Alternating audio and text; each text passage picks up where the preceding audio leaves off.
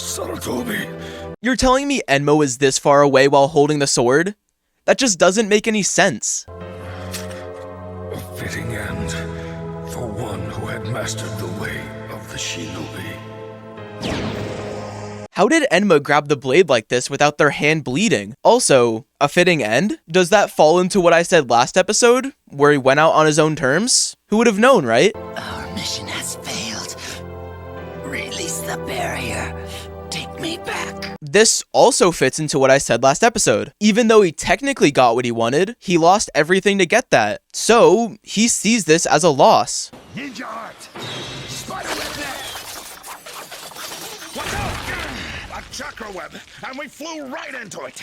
It's kind of crazy to think the first time we see the Sound Ninja 4 do any unique jutsu is like almost 30 episodes before they're truly introduced. It's still cool though, especially since it is one of the more interesting out of the 4, and even 5. That eye of yours can't see everything, can it? Unlike the Uchiha clan, you haven't mastered it yet. I don't know, I think he's pretty close. He does have Mangekyo, and that can't be denied, regardless on how he got it. Kankuro! Oh, hello Kankuro. There was so much peak I kind of forgot you existed. W Riz, or, I mean, something like that. I will not disappear. I will not cease to exist. I won't. Here's something cool. Gaara says he doesn't want to disappear, so Naruto saves him through Talk no Jutsu. And that helps him relate to Naruto and find a new purpose. Very cool. This little flashback thing mirrors Gaara and Naruto before Talk no Jutsu. And even though they've been mirrored for like 4 episodes now, doing it one more time before Naruto's little speech hits really hard. My purpose? In all the world, there was no one who needed me. I was unnecessary. Haku still being in Naruto's mind shows how impactful he was to Naruto as a character. Cause when you think about it, Naruto and Haku's level of loyalty and ideologies regarding friendship is, well, very similar. It's almost unbearable, isn't it? The feeling of being all alone. Talk no Jutsu has started. Talk no Jutsu has started. You're gonna do the thing. You're gonna do the fucking thing. Talk no Jutsu has started. Peak is in full form. For real though, this moment is amazing and, I mean, holy shit, we're gonna get into it.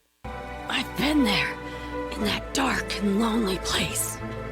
But now there are others.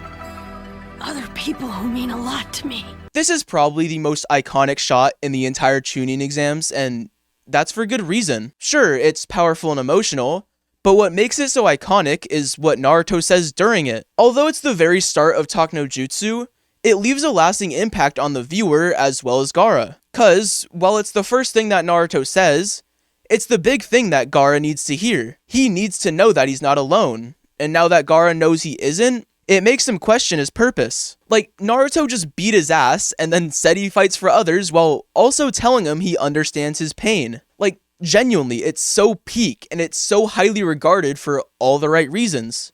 That's why I won't ever give up. I will stop you, even if I have to kill you. Naruto's eyes look like Kurama's, but they're also in the color of his eyes. I think this shows us 2 things. First off, it shows he used Nine-Tails chakra during the climax, which we already knew, but it almost shows that he used all of it, but still has enough for Kurama's pupils to be visible. That reinforces what Naruto is saying during this moment. He still has the determination to beat Gaara's ass again if he needs to. And second off, it shows that Kurama is a part of him. And since he isn't struggling with that idea, it shows self-acceptance even further. Why would you do this for anyone but yourself? Because they saved me from myself. Gaara's curious as hell. It makes sense Gaara would question it though. Naruto made it pretty clear that he was fighting for others during the fight. And Gaara made it clear he was doing the exact opposite. So when Gaara, the person who's never lost, just got beat by the person who has the exact opposite viewpoint as him, it only feels natural for him to question him about his ideology. Love. Is that the thing that makes him so strong? Yes. Yes. W Gaara for making the message clear to the viewer. If you couldn't tell, it's a message. I never thought I'd see this. Yeah, I mean, like, even Sasuke was shocked. Gaara's had this energy with him for the entire arc, but in this moment, it's gone. That shows he's questioning his own beliefs and shows that he's starting to believe Naruto. The leaf and the sand are together. The sand is obviously Gaara, and the leaf is obviously Naruto. This shot shows how they're hand in hand. Two sides of the same coin. Tamari. Kankuro. I'm sorry. I'm going to take this moment to talk about Gaara's character arc, and I'm going to try to keep it as brief as possible. Gaara's arc is about a mental battle that he solves through finding someone he can relate to. He starts off as obviously the strongest, but also seems pretty twisted. Then, throughout the arc, his mental state starts to spiral as his viewpoints get constantly challenged by people that are just so much more different than him. During the hospital scene, he tells us his reason for living is in the killing of others. He says that he's all alone, and says that he's at peace with it. Throughout the start of the third exam and Konoha Crush, we get a deep dive on his backstory and what forced him into this belief. That backstory gave us details that seem extremely similar to the backstory of Naruto. But as we see in the backstory, Gaara went down the opposite path. So when Naruto and Gaara face off, it becomes more than a fight and becomes a disagreement of ideals. Then when Naruto beats him, he lets him know his beliefs because he knows what Gaara's been through. And since Gaara has shown to gravitate to people he thinks he relates to, like for example Sasuke, it makes him question his own beliefs in favor of Naruto's. Doing this throughout 60 episodes makes it so there's a lot of build-up and makes this moment extremely powerful. Cause this is him accepting that he's wrong. This is him opening his eyes and finding new meaning in the word love. Like, genuinely, peak.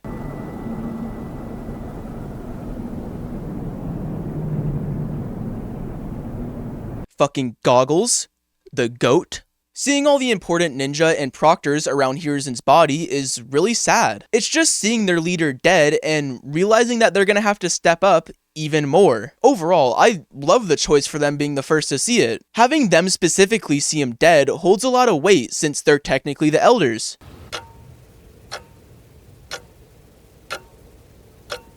Does this look like a shot we see later in Shippuden? Probably not. For real though, this being the first thing we see after all the Konoha Crush sets a sad tone. And we see that tone for pretty much the rest of this episode. Good job. Before we say anything about the next half of this episode, I want to say something I personally really like about it. The silence is really good. I've said it before, but lack of music can set a tone just as much as sad music or something that's uplifting. And the lack of music before the funeral sets a really good tone for the funeral itself.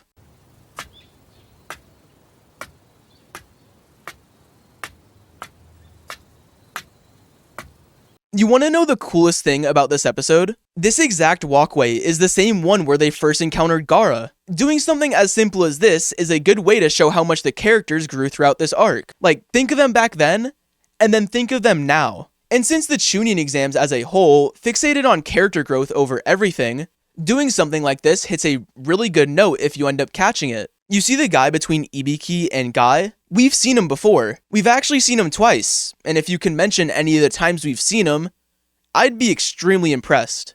It's raining. Even the heavens weep.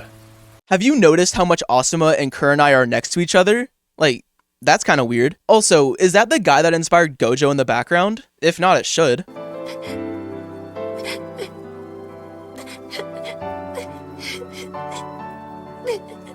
You should know at this point that I think Konohamaru's character at the moment is low-key dog shit, but I will say something I really like about his character moving forward. To me at least, I've always felt like his early character has always been connected to Hiruzen in some sort of way. So now that Hiruzen is dead, his character's in a spot where he needs to grow. And we kinda see that in a way after Search for Tsunade. That's also technically another reason why Hiruzen vs Orochimaru is important. It forces characters in proximity to Hiruzen to branch out.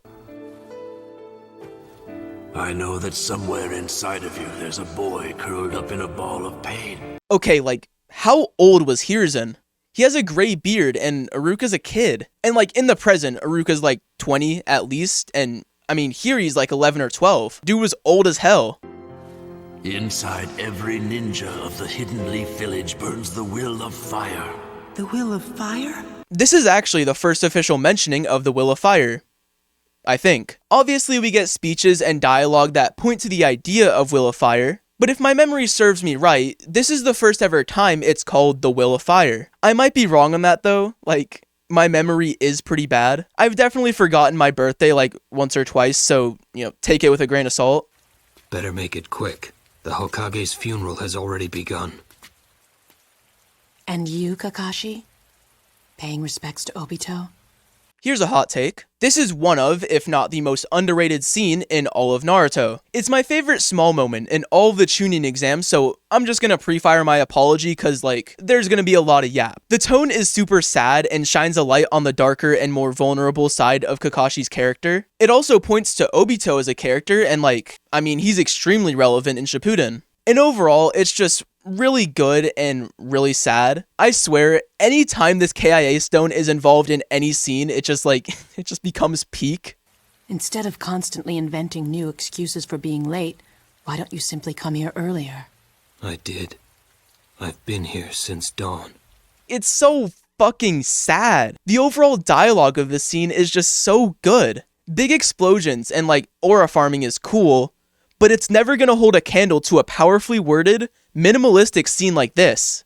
This place makes me think of the mistakes I've made in the past. It's so underrated. It does a lot of the heavy lifting in terms of Kakashi's backstory and its setup. It also shows that Kakashi feels responsible for Obito and Rin's death, which we see in probably one of the saddest scenes in all of Naruto. Then, it shows why he fights so hard for Team 7, so he doesn't ever have to feel that guilt again. I want everybody praising this scene, and you know what? I might just make a scene tier list just to put it in S tier, cause I fucking want to. I like how showing the viewer this makes Hiruzen death not only feel impactful for the story, but impactful for everyone in the village. This isn't just a death where everyone can move on. This is something felt by everyone and gives the viewer the sense that Hiruzen was a really good leader that cared for his people. Okay, I'm not gonna lie, it's really hard to talk about the funeral, only cause there's not a whole lot of substance to overanalyze as it is just remembering Hiruzen. It works perfectly as just that, and all the layers speak for itself in a really easy fashion. It's probably the best send-off this arc could have. It's an emotional finish to a long arc with constant shifts within the story. So, all in all, even though there's technically not a whole lot to talk about regarding it, it might genuinely be the perfect finish. Here's another thing to get into. Hiruzen's face shows that, even though he was cracking, he stood strong and watched over the people in his village like a true leader. In reality, that's what the stone faces show. They show that the Hokage watches over everyone in the village, so good job. All the ties that bind him to the living are severed. All but one, the most important of all. People. It's just sad, and a really good send-off to this arc. Stuff like this makes the arc end on a question, which is, what's next? And that helps us lead into the next arc where we can answer that question. Think how sad it would be if he died for nothing. But he left us something priceless. Okay, so what did Hiruzen leave? It's almost worded as if he only left one thing behind, but I do think it's a little more. The obvious answer to this is the Will of Fire and simply just his memory, since that's what a lot of the dialogue up to this point has been about. But I also think it's more than that. Hiruzen became Hokage during a time of war, and thugged that shit out.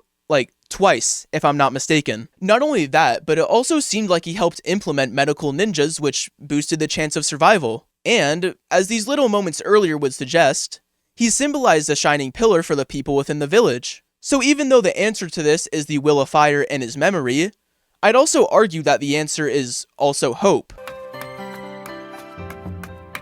And someday, out of that new flame, will come a new Hokage. This is a kind of part 2 on how good the ending is. Naruto leaves on a happier note after a somber tone, which tells us his headspace before going into the next arc. Very cool. Don't tell me you still have feelings for your old home. No. None. First off, we finally see the Akatsuki, which is sick, but also there's one more thing. I'm gonna bring this up now, and hopefully I don't have to rehash the topic a whole lot as we move forward. If you think the truth about Itachi is retcon, you're low-key dumb as fuck. The word retcon has pretty much been milked for everything within the Naruto community, and it's pretty much always used by people who either are so stupid they somehow misinterpreted the most simple shit, or they incorrectly use the word so they can sound smart, all while simultaneously looking even more stupid. And for the truth about Itachi, it seems like so clear from a storytelling standpoint that it was just planned out. The first ever thing we learn about Itachi from Itachi is that he hates his village. This makes the truth about him a big twist. So, I don't know. At the end of it all, truth of Itachi isn't retcon, and it's, like, very obvious.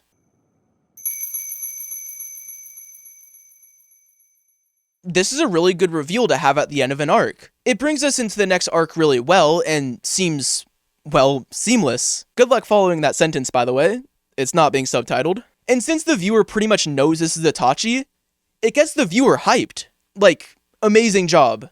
Extremely good end to the arc. Before I talk about the Chunin exams as a whole, I'm gonna talk about the episode. It's peak. It's genuinely one of the best endings to an arc. The emotions run really high and there's no low point. I don't think there's a second wasted, and every scene hits hard in a different way. Naruto's talk no jutsu is sick. Capping off Gaara's character arc is sick. Hiruzen's funeral is fucking amazing. And that scene with Kakashi and Yugao is one of the best scenes within the Chunin exams. It's an insanely strong finish to an amazing arc. I'm not gonna go fully in depth about everything, and I'm just gonna give some brief thoughts. Mainly because I don't want this video to be double the length, and also because there will be a review or a retrospective of the Chunin exams that I will release. But yeah, I should start off by saying this arc as a whole is one of my favorite in Naruto. It's a noticeable jump in quality from the Chunin exams to the Land of Waves, and it solidified Naruto in GOAT status. It's such a character-driven arc, and I'm someone who usually looks at characters first, so is it even surprising that I find this, like, really good? We get introduced to, like, so many amazing characters, and we get to see so many amazing arcs. And although the Chunin exams as a whole is 60 episodes, if you count the Konoha crush within it, you're moving so much within the story that it's easy to follow. It's the part of Naruto that I think gets everyone hooked. You might have thought the Land of Waves was just alright, but the Chunin exams just don't let go. And there's just so many moments throughout this arc that are so beloved by the fans for good reason. So overall, this arc is amazing, and I can already tell I'm gonna have so much more to say about it in the future. Funnily enough, the jumps in quality with the Chunin exams fall perfectly into how this channel jumped in quality. I like how this episode starts off with some opening shots of the village. It really sets the tone as just like an average day in the village, and it's really cool. That's what I sounded going into this arc, and fucking goggles.